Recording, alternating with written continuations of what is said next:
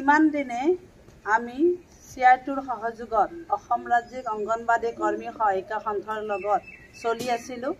এতিয়া তেওঁলোকৰ কাম কাজত অতিষ্ঠ হৈ আৰু আমি ৰঙা পতাকা তলত কেতিয়াও নাথাকোঁ। আমাৰ নিজা পতাকা আছে। গতিকে যোৱা 4 এপ্ৰিল তাৰিখে আমাৰ ৰাজ্যিক কমিটি এখন গঠন হৈ গ'ল নলবাৰী জিলাত। ৰাজ্যিক কমিটিখনৰ নাম হ'ল অসম অংগনবাড়ী কৰ্মী সহায়িকা সুৰক্ষা কমিটি আৰু তেওঁলোকৰ তলতে আমি বিধিয়া জাজিকোনা প্ৰকল্পয়ো এখন নতুন কমিটি গঠন কৰিলোঁ।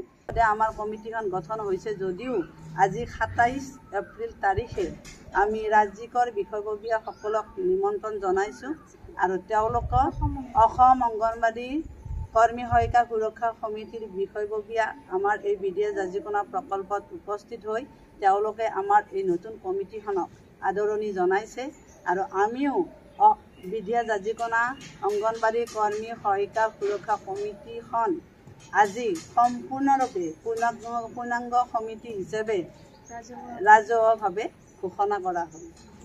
আমাৰ নৱগঠিত অসম অংগনবাড়ী কৰ্মী সহায়িকা সুৰক্ষা সমিতিৰ তৰফৰ পৰা বিধিয়া জাজিকোনা প্ৰকল্পৰ সমূহ কৰ্মী বান্ধৱীকে সহায়িকা বান্ধৱীসকলকো বিশেষভাৱে ধন্যবাদ জনাইছোঁ।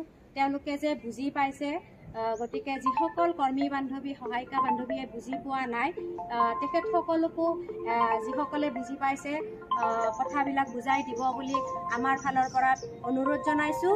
সকলোকে ধন্যবাদ।